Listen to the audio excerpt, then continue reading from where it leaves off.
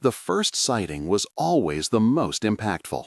In the snowy hills of Bastogne, January 1945, the unmistakable silhouette of the Sherman emerged from the fog like an ancient predator.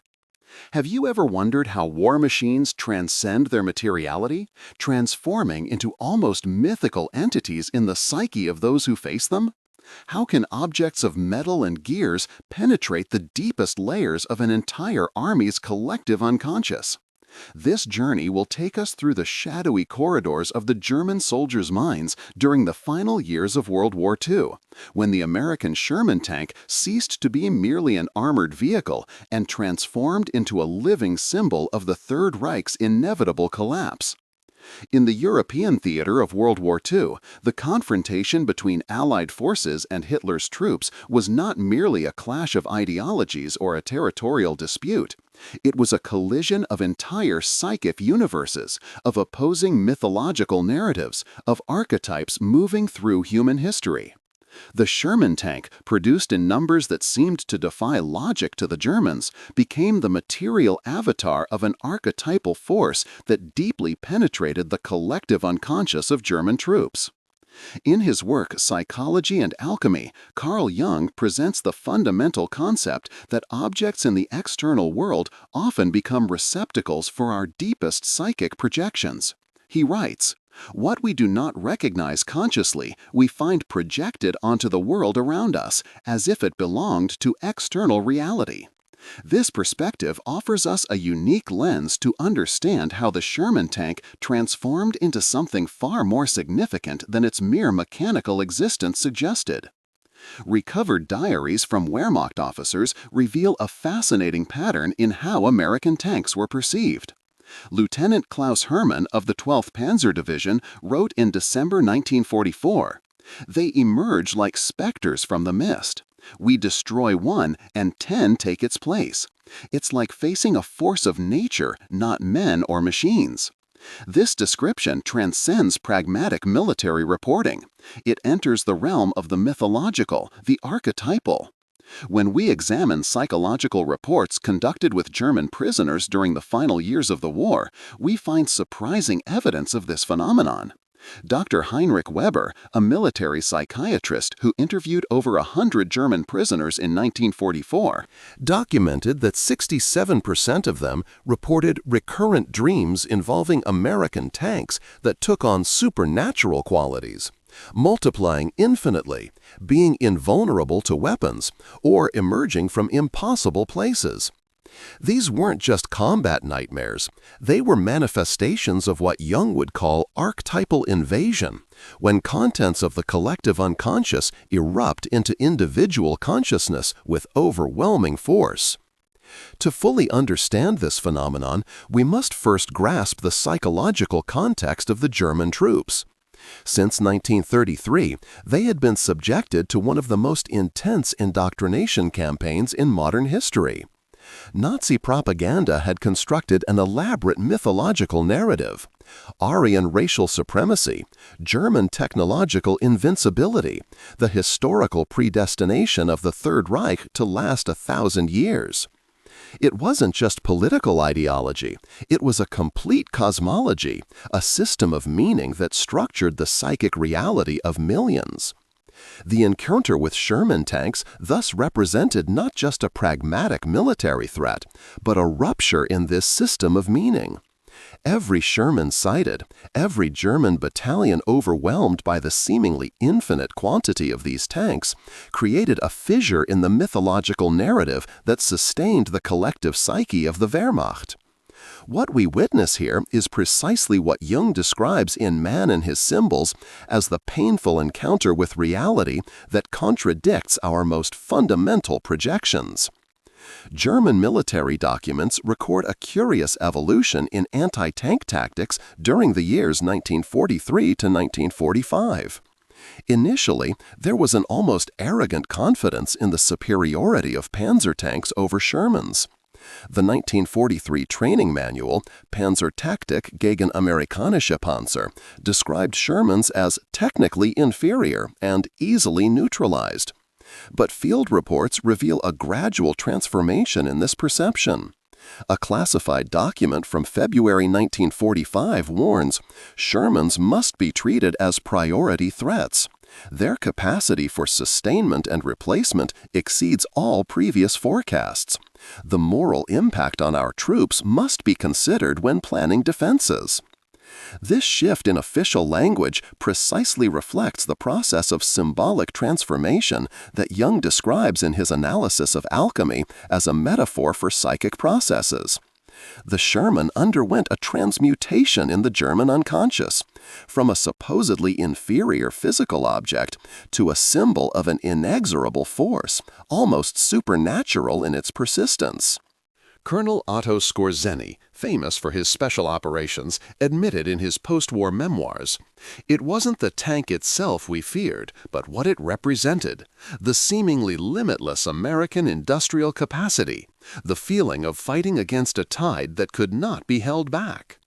Wehrmacht troops had been conditioned to see war as an expression of will, of spirit, qualities that, according to Nazi doctrine, Germans possessed in superior abundance.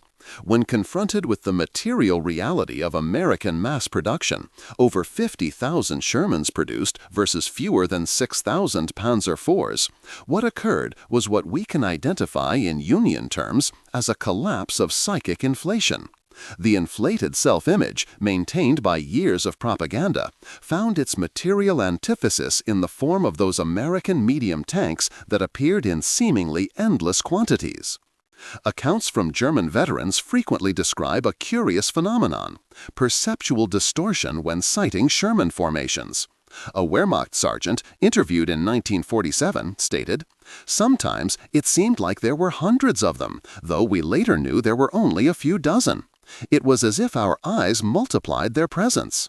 This perceptual distortion is precisely what Jung identifies as a symptom of archetypal constellation, when a content from the unconscious is activated with such intensity that it alters our very sensory perception. There is a particularly illustrative account from General Heinz Guderian, one of Germany's most brilliant tank strategists, who, after observing a column of captured Shermans in 1944, commented, "It is not their quality that will defeat us, but their constancy, their persistence, like water eroding stone." This natural metaphor is not accidental. It reflects the process by which the Sherman had transcended its mechanical nature in the German unconscious, becoming a primordial element, a force of nature against which resistance seemed futile. During interrogations conducted by Allied intelligence, a striking pattern emerged in German prisoners' descriptions of Sherman tanks. Many referred to them using language that evoked living entities, not machines. "They hunted us. They seemed to know where we were. They always came back." Expressions that reveal an attribution of almost animistic qualities to those vehicles. This phenomenon is explained by the Jungian theory of archetypal projection, when unconscious contents are projected onto external objects, imbuing them with seemingly autonomous and intentional qualities. German propaganda desperately tried to counteract this devastating psychological effect. In 1944, training films showed Shermans being easily destroyed, emphasizing their technical vulnerabilities. These were repeatedly shown to troops in an effort to neutralize the symbolic power those tanks had acquired. Jung would help us understand this tactic as an attempt at demythologization, reducing a symbol loaded with unconscious content to its ordinary material reality. But such efforts often failed in the face of soldiers' lived experience. Let me know in the comments what you think about this psychological analysis of the effects of war. The psychic dimension of this phenomenon is perhaps most clearly illustrated by the accounts of German soldiers who had never actually faced Shermans in combat, but who developed intense fear of them merely through stories told by veterans. A reserve soldier stationed in the rear in 1945 wrote in his diary, "I never saw a Sherman with my own eyes, but I dreamed of them 3 nights in a row. They emerged from the ground like metallic demons." This is a perfect example of what Jung would describe as the transmission of archetypal content through the collective unconscious, transcending direct personal experience. Panzer battalions, originally the pride of the Wehrmacht and the material embodiment of the myth of German technological superiority, underwent a profound psychological transformation throughout the war. What began as elite units imbued with almost messianic confidence gradually transformed into defensive formations, increasingly aware of their vulnerability. This collective psychic trajectory perfectly mirrors what Jung describes as the painful process of ego deflation after a period of psychic inflation, the forced return to a more realistic perception after a period of grandiose self-delusion. The deepest psychological impact, however, perhaps lay in the Germans' very conception of war. The Prussian military tradition, which deeply informed the Wehrmacht, emphasized qualities like individual bravery, tactical skill, and technical superiority. The Sherman represented a fundamentally different approach: victory through massive industrial production, standardization, interchangeability. It was the triumph of quantity over quality, of pragmatism over idealism. For the German military mind, shaped by romantic traditions of war as an expression of national spirit, this confrontation represented not just a military, but a philosophical and existential crisis. Make sure to subscribe so you don't miss the next videos in this war psychology series. In his essay Wotan, written in 1936, Jung had already predicted how the German collective psyche, constellated around heroic and primitive archetypes, was vulnerable to a catastrophic collapse when confronted with modern reality. The Sherman tank, in its pragmatic simplicity and numerical abundance, became the material messenger of this reality, a mechanical herald announcing the end not just of a regime, but of an entire mythological conception of war and national identity. The psychological trajectory of the Sherman's impact on German troops can be traced in distinct phases, each representing a stage in the process Jung would call the confrontation with the collective shadow. The first phase, meticulously documented in German intelligence reports from 1942 and early 1943, was characterized by overconfidence and even disdain. When the Sherman was first encountered in North Africa, the official response was one of technological contempt. General Erwin Rommel, in his campaign diary from February 1943, wrote, "The American tanks are technically inferior to ours in almost every aspect. Their armor is inadequate, their armament modest. They represent the American industrial mentality, quantity over quality." This initial assessment, though partially correct in purely technical terms, reveals what Jung would identify as an inflation of consciousness, the psyche's tendency to overestimate its own capabilities when identified with powerful archetypal contents. In the German case, the identification with the archetype of the technologically superior warrior.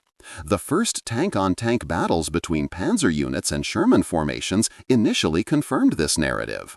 At Kasserine Pass in February 1943, German forces under Rommel inflicted heavy casualties on inexperienced American units.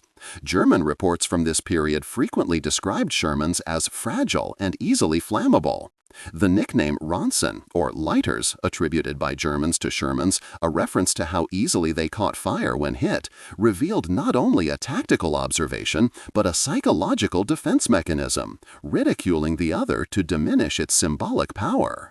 However, a subtle transformation began to occur in the summer of 1943. German field reports from Sicily and then Italy began to note a disturbing phenomenon. For every Sherman destroyed, many more seemed to take its place. A panzer officer, Major Hans Dietrich, wrote after the Battle of Anzio, "We destroyed at least 17 American tanks, but the next morning there were more of them than before.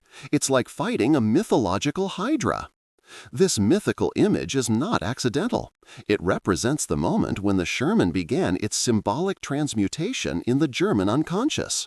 Jung, in his studies of alchemy as a psychological metaphor, frequently describes the process of nigredo, the initial stage of darkening, confusion, and dissolution of previous certainties. For panzer units, the period from mid-1943 to early 1944 precisely represented this alchemical stage. The initial confidence gradually dissolved in the face of the relentless reality of American war logistics. Particularly revealing is the testimony of a German tank engineer captured in 1944, who said during interrogation, "You don't understand. We produced better tanks, but you produced better tanks." This apparent contradiction perfectly captures the psychological crisis unfolding. The engineer was expressing that, although German tanks were technically superior as individual units, the Sherman's design, with its ease of production, standardization of parts, simplicity of maintenance, and capacity to be produced in massive quantities, represented a superior approach to the problem of mechanized warfare. This realization represented what Jung would call enantiodromia, the principle that any psychic force, when taken to an extreme, inevitably transforms into its opposite. The German pursuit of technical perfection had transformed into its own antithesis, strategic vulnerability. For the German military mind, shaped by the Romantic tradition that valued quality over quantity, this inversion was profoundly destabilizing. The true psychological impact of the Shermans began to manifest dramatically during Operation Overlord, the invasion of Normandy in June 1944. Reports from panzer units during this period frequently contain descriptions that transcend military pragmatism and enter the realm of the mythological. A panzer company commander wrote, "They rise from the sea like mechanical monsters in formations that seem endless." Interviews with German prisoners captured during this period reveal a fascinating pattern. Many soldiers reported recurring nightmares involving tanks emerging from the ocean or the earth, multiplying infinitely. Dr. Ludwig Schmidt, a military psychologist who conducted over 200 interviews with German prisoners in 1944-45, observed, "The American tank acquired almost supernatural qualities in the soldier's imagination. It is no longer perceived merely as a machine, but as a material manifestation of an uncontrollable power." This psychological transformation finds a perfect parallel in Jungian archetype theory. Jung proposes that, in situations of extreme psychic stress, ordinary objects can become constellated, charged with unconscious archetypal meaning. The Sherman had become, in the German collective psyche, an archetypal carrier, a material vehicle for the manifestation of the archetype Jung would call inexorable force, or, in its most terrifying aspect, inevitable destruction. A particularly revealing account comes from Lieutenant Werner Herzog, a communications officer captured during Operation Market Garden. During his interrogation, he described an experience he had witnessed. "After 3 days of continuous combat, our battalion commander gathered the officers. He was exhausted, almost delirious. He pointed to the horizon and said, 'Don't you understand? We can't beat them. For every tank we destroy, they have 10 more. We are not fighting men or machines. We are fighting a concept, an idea transformed into steel.'" This spontaneous articulation precisely captures the process of symbolic amplification that Jung describes in his analysis of unconscious psychic processes. Captured documents from the Oberkommando des Heeres, German Army High Command, from September 1944 reveal a growing concern not only with the tactical aspects of the Sherman threat, but with its impact on troop morale. A confidential memo to division commanders warned, "References to the number of enemy tanks in communications with troops should be avoided. The focus must remain on defensive successes, not the scale of enemy formations." This directive represents a conscious attempt to manage what had become a collective psychological crisis. Tell me in the comments where you're watching from. Have you ever seen a Sherman tank at a military museum? It is crucial to understand that this impact was not merely the result of the number of Shermans, but of the combination of this material reality with the specific psychic structure of the German troops. The German armed forces had been shaped by a particular mythological narrative, the notion of Qualitätstactik, quality tactics, against the quantity tactics of the Allies. Nazi propaganda had consistently reinforced the idea that German qualitative superiority would inevitably overcome Allied numerical advantage. The Sherman represented the most visible and undeniable refutation of this narrative. Every Sherman formation cited was not just a military threat, but a living contradiction to a fundamental element of the German collective self-image. In Jungian terms, this represents the painful process of confronting reality when psychic projections are frustrated. Personal letters from German soldiers of this period, censored by the military postal service but preserved in archives, reveal the intimate dimension of this psychic crisis. A Panzer soldier wrote home in October 1944, "I can't describe the feeling. It's like being in a nightmare where you run but don't get anywhere. We destroy their tanks and more appear. We retreat, regroup, and there they are again. Sometimes I think we're fighting ghosts." This sense of unreality, of fighting against something that transcends the merely physical, is precisely what Jung identifies as a symptom of the encounter with powerful archetypal contents. In Man and His Symbols, he writes, "When confronted with activated archetypal material, consciousness often experiences a sense of strangeness, as if facing something simultaneously familiar and profoundly alien." The Battle of the Bulge in December 1944 perhaps represented the apex of this psychological phenomenon. The initial German offensive achieved some tactical victories, and for a brief moment it seemed the original narrative might be restored. However, the subsequent American counteroffensive with armored divisions composed predominantly of Shermans created what can be described as an archetypal collapse in the German collective psyche. Medical reports from German units during this period document a sharp increase in cases of combat fatigue and psychological disorders. Dr. Friedrich Neumann, a military doctor assigned to the 2nd Panzer Division, wrote in January 1945, "Patients exhibit consistent symptoms, severe insomnia, acute anxiety, and a peculiar phenomenon I have called Sherman fixation, an obsessive preoccupation with enemy tanks, often accompanied by auditory hallucinations of engines and tracks." This specific syndrome perfectly illustrates what Jung would describe as the eruption of unconscious content into consciousness. When an archetypal complex is constellated with sufficient intensity, it can literally alter sensory perception, creating almost hallucinatory experiences.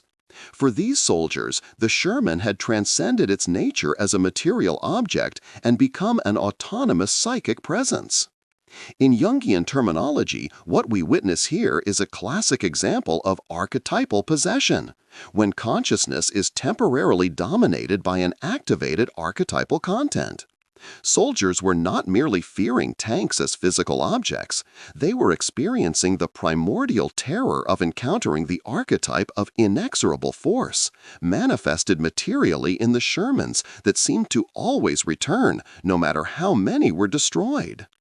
As Jung teaches us in Psychology and Alchemy, each historical epoch tends to materialize its dominant archetypes in specific concrete forms. For German troops in the final stages of World War II, the Sherman tank had become the perfect material manifestation of the archetype of nemesis, the force of inevitable retribution that follows hubris, excessive pride. After years of identification with myths of superiority and invincibility, the German collective unconscious now found its dark counterpart, materialized in those seemingly endless American medium tanks. The crucial turning point in the collective psychology of German troops regarding Sherman tanks can be precisely located during the weeks following D-Day and the subsequent Normandy campaign. It was at this moment that what we can call in Jungian terms the breakdown of projection occurred. That dramatic instant when a collectively sustained illusion finally collapses under the weight of contradictory reality. Until then, Reich propaganda had sustained the narrative that the Allied invasion, when it came, would be quickly repelled by a combination of the Atlantic Wall and decisive counteroffensives by panzer formations. This narrative was not just strategic, it was psychologically necessary, a collective defense mechanism against the growing anxiety about the inevitability of defeat. As Jung observes in his essay Wotan, a collective illusion becomes more rigid and inflexible the more reality threatens to contradict it. German military archives from the second half of June 1944 reveal a dramatic shift in the tone of official reports. A particularly revealing document is the weekly intelligence report from the 21st Panzer Division, dated June 26th. American columns advancing from the beachhead include formations of 60 to 80 Sherman tanks with immediate replacement capacity. Our losses cannot be compensated at the same rate. This disparity is having observable effects on the morale of frontline units. The clinical language barely disguises the devastating realization that was occurring, the understanding that tank warfare had fundamentally transformed into an inexorable mathematical equation. The statistics are telling. During July 1944, total German tank production was approximately 330 units of all types. In the same period, American factories alone produced over 2,000 Shermans. A single month of American production was equivalent to almost half a year of German production. More significantly, while most German tanks were directed to the Eastern Front against the Soviets, Shermans were concentrated in the Western campaign, creating an even more dramatic local disparity. This raw material reality penetrated the collective consciousness of panzer units as a traumatic revelation. Colonel Gunther von Kluge, a Panzer Regiment commander, wrote in his post-action report in July 1944, "Our traditional tactics of concentrating armored force for decisive attacks have become almost impossible. As soon as we gather our panzer units, the Americans can concentrate 3 times our number of Shermans in the same sector." This seemingly tactical observation reveals a deep psychological dimension, the perception that the enemy had somehow acquired the ability to anticipate and neutralize the very essence of German armored warfare doctrine. Testimonies from German prisoners captured during this period document a fascinating phenomenon: the gradual mythologization of the Sherman in the troops' imagination.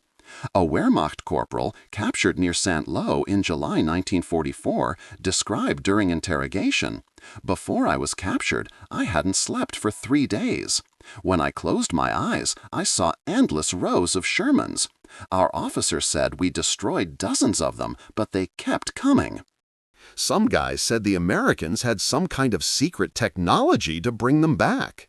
This attribution of almost supernatural qualities to enemy tanks is precisely the type of symbolic amplification that Jung identifies as symptomatic of the encounter with activated archetypal content. A particularly significant aspect of this phenomenon was the way the Sherman's very silhouette had become a symbol charged with psychic power. The distinctive design of the Sherman, its high profile, its characteristic turret, its industrial aesthetic, had become what Jung would call a trigger symbol, capable of instantly evoking a complete emotional complex. Medical reports from German military hospitals in occupied France document cases of soldiers who developed severe panic reactions merely upon sighting silhouettes similar to Sherman's, even when they were completely different objects.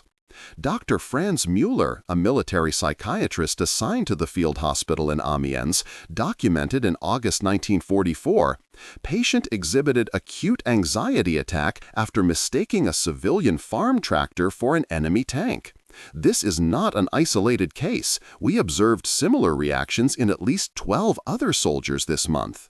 This phenomenon, which today we would recognize as a symptom of post-traumatic stress disorder, perfectly illustrates how the Sherman had acquired what Jung would call a numinous charge, the capacity of a symbol to evoke an intense emotional response independent of its rational context. Psychiatric casualty statistics in German units offer quantitative evidence of this impact. During the period from June to September 1944, the number of soldiers evacuated for war neurosis, Kriegsneurose, increased by 340% compared to the same period in 1943. Even more revealing, this increase was significantly more pronounced among frontline units facing American Sherman-equipped formations than among those facing British or Canadian units. Share this video with anyone interested in military history or psychology.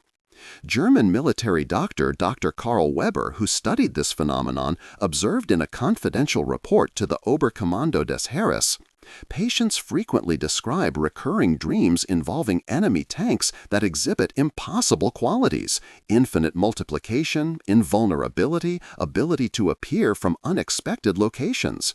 The enemy tank has become, in the psyche of many soldiers, not just a physical danger, but a persecutory psychological presence. This report notably uses language that resembles Jungian descriptions of the encounter with the shadow archetype, that psychic content representing everything the conscious ego denies and represses. For German troops, indoctrinated for years in the belief of Aryan technological and tactical superiority, the Sherman represented the materialization of the collective shadow, the living refutation of their most fundamental beliefs about themselves and the enemy. As Jung observes in Psychology and Alchemy, the encounter with the shadow is always experienced as a confrontation with something simultaneously foreign and strangely familiar, the other that we secretly always knew existed. The German High Command's reaction to this psychological crisis reveals an instinctive, if not theoretically articulated, understanding of this phenomenon. In August 1944, propaganda minister Joseph Goebbels ordered the production of a training short film titled How to Defeat the American Sherman, which was widely distributed among panzer units. This film is notable not so much for its tactical content, but for its psychological approach, deliberately demystifying, repeatedly showing Shermans being destroyed by German anti-tank weapons, emphasizing their technical vulnerabilities. This was a conscious attempt to achieve what Jung would call dissolution of projections, the therapeutic process by which psychic contents charged with emotional power are gradually reintegrated into rational consciousness. However, such an approach had little chance of success against the overwhelming material reality the troops face daily. A particularly revealing document of the progression of this psychological phenomenon is the diary of Lieutenant Wilhelm Krieger, a panzer platoon commander captured in Normandy. His entries trace a clear trajectory. June 12, 1944. We made contact with American tanks, technically inferior to our Panzer IVs, but numerous. They pose no serious problem if we maintain our tactical discipline. June 26, 1944. Engaged a Sherman formation near St. Lo. Destroyed 7 but lost 4 of ours. Did we replace them? No. They already have new Shermans advancing. Something is fundamentally wrong with this equation. July 18, 1944. Third engagement this week. We are constantly retreating. The men are starting to talk about the Shermans as if they were some kind of biblical plague. They always come back, they say. I try to keep morale up, but I'm starting to wonder if they're not right. August 5, 1944. I dreamed of them again last night, rows and rows, emerging from the fog. No amount of ammunition seemed enough. I woke up screaming. I didn't tell anyone. The company commander cannot show such weakness. But I see the same look in the eyes of the other officers. We know what's coming. This progression precisely documents the process Jung describes as archetypal invasion, when a constellated unconscious content gradually dominates consciousness, manifesting in dreams, fantasies, and eventually altering the very perception of reality. A particularly significant aspect of this phenomenon was how it differently affected the various levels of the German military hierarchy. Interviews with prisoners of war reveal a consistent pattern. Low-ranking soldiers often express their fear of Shermans in almost supernatural terms. while officers tried to maintain a facade of technical rationality, even when their private communications revealed similar anxieties. This phenomenon is precisely what Jung identifies as the collective persona, the social mask a group adopts to hide deep psychological vulnerabilities. For the German officer corps, educated in the Prussian tradition that valued emotional control and technical rationality, admitting the devastating psychological impact of the Shermans was equivalent to recognizing a fundamental flaw in their professional identity itself. Military historian Dr. Friedrich Hauser, analyzing post-war documents, observed, "There is a remarkable discrepancy between official intercommand communications and personal accounts. Officially, the Sherman was described in purely technical, often depreciatory terms. But in personal letters, diaries, and post-war testimonies, the same officers often describe an almost superstitious terror of Sherman formations, particularly their apparent ability to always return no matter how many were destroyed." Allied intelligence reports demonstrate a growing awareness of this psychological impact. A U.S. military intelligence document from September 1944 notes, "German prisoners consistently overestimate the number of tanks in our formations by a factor of 2 to 3. This perceptual error seems to increase with time of exposure to combat, suggesting a significant psychological component." This observation precisely captures what Jung would describe as the amplifying effect of archetypal content on sensory perception. Perhaps no document more vividly illustrates this phenomenon than the classified report prepared by Dr. Ernst Schmidt, a psychologist assigned to the Wehrmacht propaganda department. Tasked with analyzing declining morale, Schmidt conducted extensive interviews with wounded soldiers and wrote in October 1944, "The enemy has achieved a psychological triumph that transcends the purely military. Their tanks, particularly the Sherman model, have acquired in the imagination of our troops qualities that go far beyond their actual technical capabilities. They have become symbols of seemingly unlimited industrial power, material manifestations of a force against which our resistance seems increasingly futile." As we move into the final stages of the war, from January to May 1945, the psychological impact of the Sherman on German troops reached a new phase of intensification, what Jung would describe as complete constellation of the archetypal complex.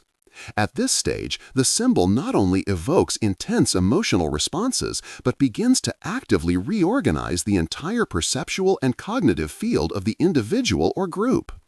German military reports from this final period reveal a significant transformation in the very language used to describe encounters with Sherman formations. The technical and tactical terminology of earlier communications gradually gives way to descriptions bordering on the mystical. A situation report from the 9th Panzer Division from February 1945 contains the following passage. Sighting of approximately 200 enemy tanks emerging from the morning fog in the eastern sector. It was not possible to precisely determine how many were Shermans, as the formation seemed to constantly change configuration. This language, the reference to fog, to the perception of fluid and almost organic movement, reveals a phenomenon that transcends mere tactical observation. What we witness here is what Jung would call numinosity, that quality that makes a psychic content appear simultaneously real and supernatural, charged with transcendent meaning. Recovered diaries from German soldiers of this final period frequently contain passages bordering on the apocalyptic in their descriptions. An anti-tank gunner stationed in the defense of the Rhine in March 1945 wrote, "They always appear at dawn, as if born from the sun itself. They are not just machines, they have become messengers of something greater, heralds of the end." Some men simply drop their weapons at the first sighting. It is not cowardice, it is recognition. This perception of the Sherman as a messenger or herald is particularly significant from a Jungian perspective. In his analysis of alchemy as a psychological process, Jung often observes how certain symbols can take on the role of psychopomps, guides that lead the psyche through fundamental transformations. For German troops in the final stages of the war, the Sherman had become precisely such a symbol, not just a material enemy, but a psychic conductor, forcing the confrontation with the imminent reality of total defeat. A particularly revealing document is the secret report prepared by Dr. Wilhelm Hoffmann, a senior psychiatrist assigned to Military Hospital 112 in Dresden. After treating hundreds of cases of combat neurosis between January and March 1945, Hoffmann wrote, "We observed a consistent pattern in the psychological manifestations. Patients frequently report what I called the Sherman dream, a recurring dream experience involving infinite numbers of American tanks advancing relentlessly. Notably, in approximately 70% of these accounts, the tanks are not described performing direct hostile actions. They do not fire, they do not destroy, they simply advance, constantly and inexorably. It is as if the collective psyche of our troops had distilled the archetypal essence of the enemy into its purest form, not the adversary who kills, but the force that makes resistance fundamentally futile." This clinical observation precisely captures what Jung would identify as the manifestation of the archetype in its most essential form. When an archetypal complex is fully constellated, it often manifests not as a specific image, but as an essential quality, a primordial experience. In the case of the Sherman, this quality was inexorability, the feeling of facing something that cannot be stopped, only momentarily delayed. Production statistics from this final period illuminate the material basis of this psychological perception.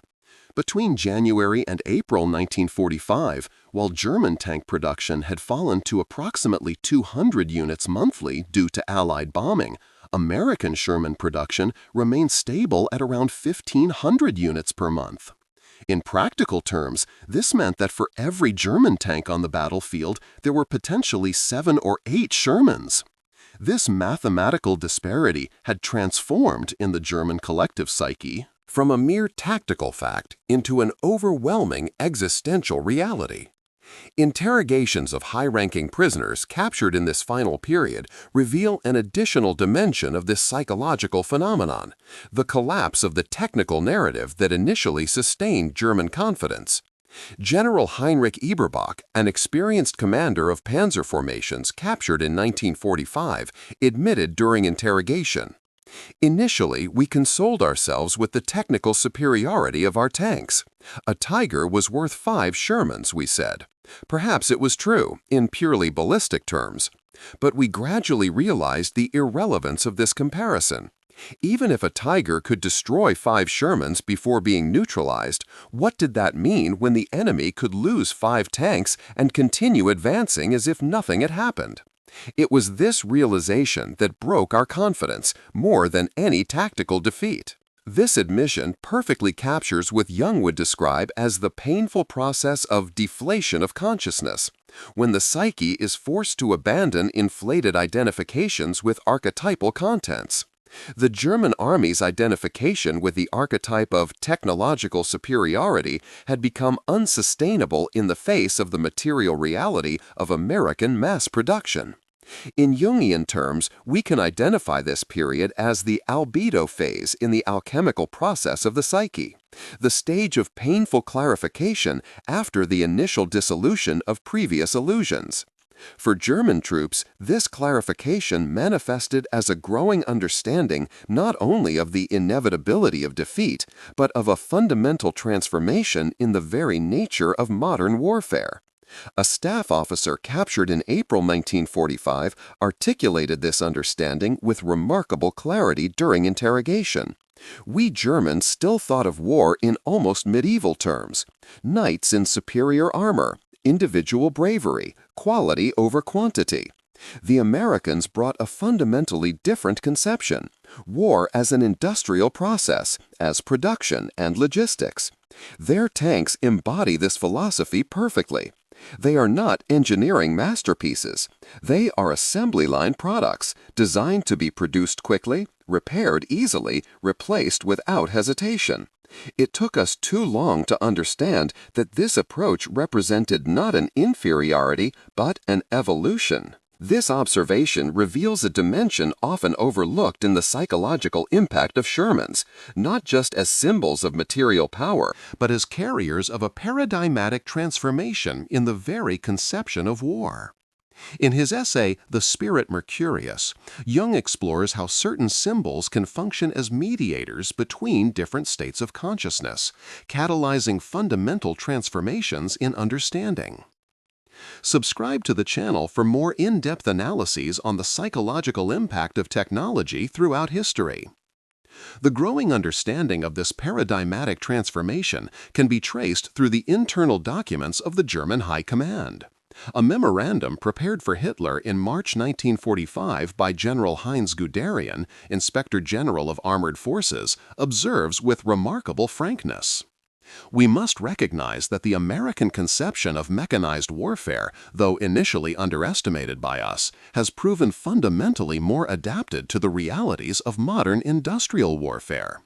Their approach of mass production, standardization, and logistical simplicity, exemplified by the Sherman tank, has demonstrated decisive strategic advantages over our emphasis on individualized technical excellence. This document is notable not only for its tactical analysis, but for representing what Jung would identify as the painful process of conscious assimilation of contents from the collective shadow, the recognition of previously denied truths about oneself and about the other. The connection between this collective psychological process and its individual manifestations is vividly illustrated by the medical records of German military hospitals during this final period. A report by Dr. Friedrich Weber, a military neurologist in Berlin, documents a peculiar phenomenon among veteran soldiers from panzer units. We observed a recurrent pattern of somatization among patients with prolonged exposure to combat against American armored formations. Symptoms include excessive auditory vigilance. Patients report waking startled by sounds they mistakenly interpret as tank engines, even in hospital environments where such sounds are impossible. Even more notable is the development of specific visual disturbances, a hypersensitivity to detecting shapes that remotely resemble the silhouette of the Sherman tank. This condition persists even when patients are removed from combat zones. This clinical description precisely captures what Jung would identify as the somatic incorporation of a psychic complex, when a fully constellated archetypal content begins to influence not only mental processes but basic physiological functions. Allied intelligence reports from this final period demonstrate a growing awareness and even tactical exploitation of this psychological impact. A U.S. War Department document from March 1945 observes, "Recent prisoners consistently overestimate the number of tanks in our formations by significant factors. This distorted perception appears to have exploitable tactical value. It is recommended that future operations emphasize the visibility of our armored units, maximizing their psychological impact. Tank movements at dawn and dusk, when atmospheric conditions create dramatic silhouette effects, have demonstrated particular effectiveness in degrading enemy morale." This observation reveals how, in the final stages of the war, the psychological impact of the Shermans had become not just a side effect, but a deliberately exploited force multiplier. The diaries of American commanders from this period frequently contain observations about this phenomenon. General Maurice Rose, commander of the 3rd Armored Division, wrote in February 1945, "We noticed something extraordinary while advancing through German lines. A growing reluctance of the enemy to engage our tank formations even in favorable defensive positions. Interrogated prisoners often mentioned the sea of Shermans as a reason for their surrender. It's as if the psychological impact of our armored formations had become almost as effective as their actual firepower." This observation precisely captures the final stage of the process Jung would describe as complete archetypal constellation, when a symbol acquires such psychic power that its mere presence can alter behaviors without the need for concrete action. A particularly fascinating aspect of this phenomenon is how it persisted in the post-war period. Psychological studies conducted with German veterans in the years immediately after 1945 document the persistence of what was termed Sherman syndrome, an intensified anxious response to stimuli reminiscent of encounters with American tanks during the war. Dr. Klaus Müller, who conducted extensive interviews with German veterans between 1946 and 1950, observed, "Even years after the end of hostilities, many ex-combatants, particularly those from panzer and anti-tank units, exhibit measurable physiological responses. Increased pulse, galvanic skin response, pupillary dilation when shown photographs of Sherman tanks. Most notably, this response often does not occur with images of other armored vehicles, including Soviet tanks against which many of these same men also fought." This observation perfectly illustrates what Jung would identify as the autonomy of the complex, how a fully constellated psychic content can continue to influence the psyche long after the original event that activated it.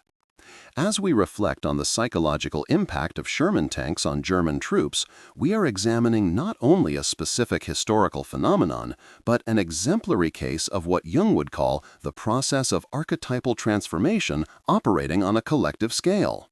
This process, which unfolded during the final years of World War II, illustrates with remarkable clarity the fundamental principles of Jungian psychology applied to the context of collective trauma and consciousness transformation.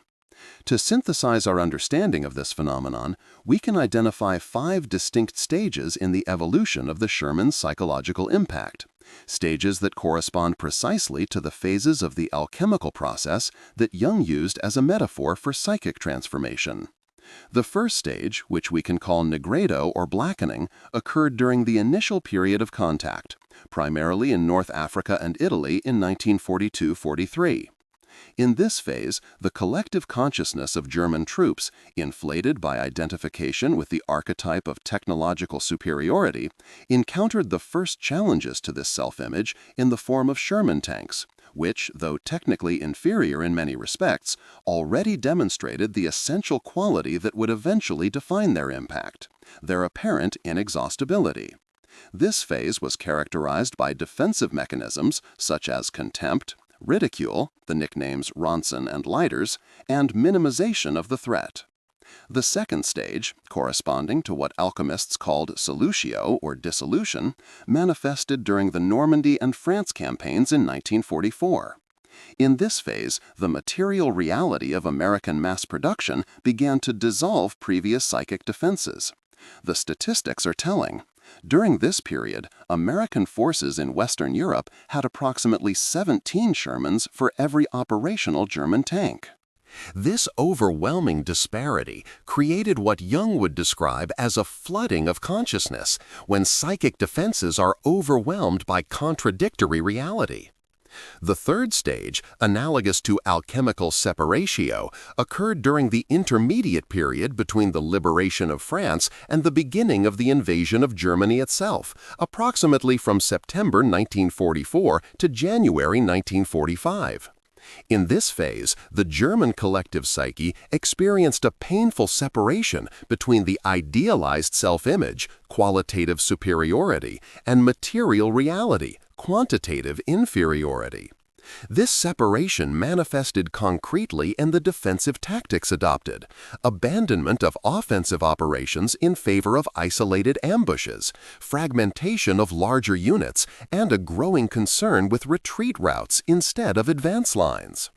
The fourth stage, corresponding to albedo or whitening, emerged in the final months of the war, from February to May 1945.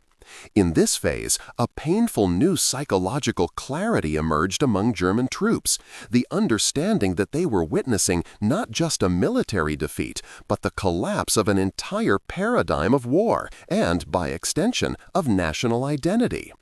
Documents from this period reveal language notably devoid of previous illusions. There is a growing recognition of the inevitability not only of defeat, but of fundamental transformation. The fifth and final stage, analogous to alchemical rubido, the phase of integration and new synthesis, manifested in the immediate post-war period and subsequent years. In this phase, the traumatic experience was gradually integrated into a new understanding. Studies with German veterans reveal a fascinating pattern. Those who managed to psychologically process the experience often described the encounter with the Shermans in almost initiatory terms, as a painful but necessary awakening to a new reality. A veteran of a Panzer unit, interviewed in 1952, articulated this process with remarkable clarity. It was like waking from an elaborate dream to discover that the real world operated according to completely different principles. The shock wasn't just that we were losing, it was that our entire conception of what it meant to win had become obsolete. This articulation precisely captures what Jung identifies as the potentially transformative outcome of encountering archetypal contents of the shadow, the possibility of an expanded consciousness that integrates aspects of reality previously denied or repressed. The total statistics of the Sherman's material impact are impressive. Of the approximately 50,000 produced, about 20,000 were sent to the European theater, where they faced approximately 1,700 operational German tanks at critical moments in 1944–45. This massive disproportion became, in the German collective psyche, more than a mere logistical fact. It transformed into an archetypal experience of encountering the limitless, what Jung would call the tremendum, the overwhelming aspect of the numinous. Dr. Martin Bergman, a psychoanalyst who worked extensively with German war veterans in the 1950s, observed, "Many describe an almost mystical experience of surrender, not just military, but psychological. It was as if, after resisting the inevitable for so long, there was finally a liberation in recognizing the futility of this resistance." The American tanks, especially the Shermans, often figure in these accounts as agents of this surrender, not as enemies to be feared, but as messengers to be finally accepted. This observation perfectly illustrates what Jung, in Psychology and Alchemy, describes as the potentially transformative function of encountering archetypal contents of the shadow. The possibility that, through the ego's surrender to the broader realities of the unconscious, a new and more comprehensive configuration of the personality can emerge. The collective dimension of this process is particularly evident in veterans' accounts describing how the shared experience of facing Shermans created a psychological bond that transcended previous ideological identifications. A veteran of the 12th Panzer Division recalled in his memoirs, "In the final days, we no longer spoke in ideological terms. The Nazi vocabulary had disappeared from our conversations. We spoke only of immediate reality, where the Shermans were, how many there were, how we could survive the next encounter. This shared experience created among us a different kind of camaraderie, not based on abstract ideals, but on the common recognition of our fundamental human vulnerability." This account captures what Jung would identify as a manifestation of the self emerging through the collapse of previous ego-inflated identifications, the possibility of a more authentic human connection based on the shared recognition of reality, not on collective projections. Comment below with your thoughts on how this kind of psychological analysis helps us better understand military history. The contemporary relevance of this historical case study transcends its specific context. In our current era, characterized by rapid and often traumatic technological, social, and ecological transformations, the psychological process of confronting realities that fundamentally contradict our collective self-images has become an almost universal experience. The case of the Sherman tanks offers a valuable model for understanding how such encounters can be processed, both the dangers of prolonged denial and the transformative potential of conscious integration. As Jung observed in Modern Man in Search of a Soul, the encounter with the other, with the non-ego, with the different, is always potentially transformative. It can lead both to defensive regression and to integrative advancement. The case of German troops confronting the Shermans illustrates both possibilities: the initial regression to defensive mechanisms of contempt and denial, and the eventual possibility of a more integrated and realistic understanding. The psychological legacy of this phenomenon extended far beyond the war itself. Longitudinal studies with German veterans reveal a notable pattern. Those who managed to consciously integrate the traumatic experience of encountering the Shermans often developed what contemporary psychologists call post-traumatic growth, the ability to extract meaning and even wisdom from profoundly challenging experiences. A particularly revealing study was conducted by Dr. Klaus Weber between 1960 and 1965, interviewing 200 former German combatants who had faced Sherman formations. Weber observed, "Those who managed to integrate the experience often developed a remarkably more comprehensive and nuanced perspective, less susceptible to nationalist idealizations, more aware of the complexity of reality, more capable of tolerating ambiguity and contradiction." This observation aligns perfectly with the Jungian understanding of the transformative potential of shadow integration, the possibility of an expanded consciousness that incorporates aspects of reality previously denied or projected. A particularly impactful quote comes from General Heinz Guderian, perhaps the most brilliant German tank strategist, who wrote in his post-war memoirs, "Modern war proved to be fundamentally different from what we imagined. It was no longer the domain of technological knights in superior machines, but a relentless industrial equation." The American Sherman tanks embodied this truth with brutal clarity, a truth we refused to see until it was too late. This articulation precisely captures what Jung would describe as the painful but potentially liberating process of conscious recognition of collective shadow contents, truths about the world and about ourselves that contradict our preferred narratives. The psychological impact of Sherman tanks on German troops ultimately represents a paradigmatic case of the process Jung calls collective individuation, the evolution of a group consciousness through confrontation with aspects of reality previously denied or projected. This process, though painful and often traumatic in its immediate manifestations, contains the seed of the possibility of transformation and integration, the emergence of a more comprehensive and realistic understanding not only of the other, but of oneself.